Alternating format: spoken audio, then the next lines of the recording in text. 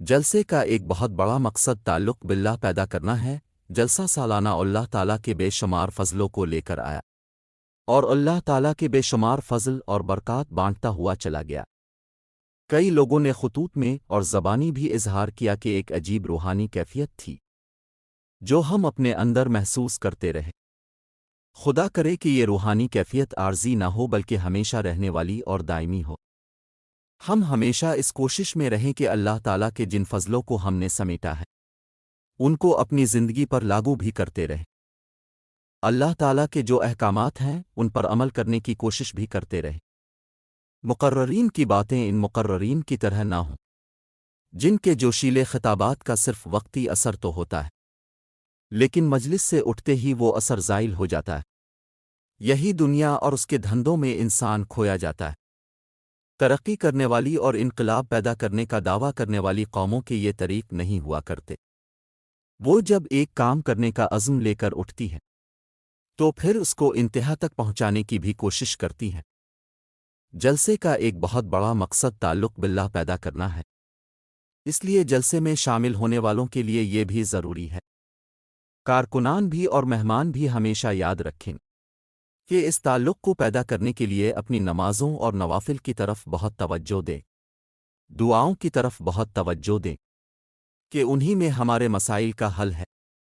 صحابہ رضی اللہ عنہ حضرت مسیح موعود علیہ السلام کے اس بارے میں کیا نمونے ہوتے تھے، کس طرح ذوق و شوق سے وہ نمازیں ادا کیا کرتے تھے، اس کی ایک مثال دیتا ہوں۔ حضرت عطا محمد صاحب رضی اللہ عنہ ولد نتھے خان صاحب بیان کرتے ہیں کہ حضرت مسیح موعود علیہ السلام کے زمانے کی یہ ایک برکت تھی کہ باوجود یہ کہ میں بچہ تھا لیکن نماز میں کھڑے ہوتے ہی رقت طاری ہو جاتی اور آنسو بند نہ ہوتے تھے کہ سلام نر جاتا اور نماز ختم ہو جاتی۔ غرض اللہ تعالیٰ نے اپنے پیارے نبی اللہ جری اللہ فیہا للانبیاء کی زیارت کا موقع بخشا۔ یہ ایک فضل عظیم ہے جو اس نے مجھ پر کیا، ورنہ میں نے اپنے نانا جان کو ترستے اور روتے سنا تھا کہ نامعلوم کہ مہدی علیہ السلام کا زمانہ کب آئے گا۔ اس نے ہم پر فضل کیا، ہمیں اس کی زیارت کا شرف بخشا، الحمدللہ رب العالمین۔ اور حضور کے ہزاروں نشان دیکھے جس سے حضور کی نبوت ثابت ہوتی ہے، اور میں یقین رکھتا ہوں کہ حضور اللہ تعالیٰ کے نبی تھے۔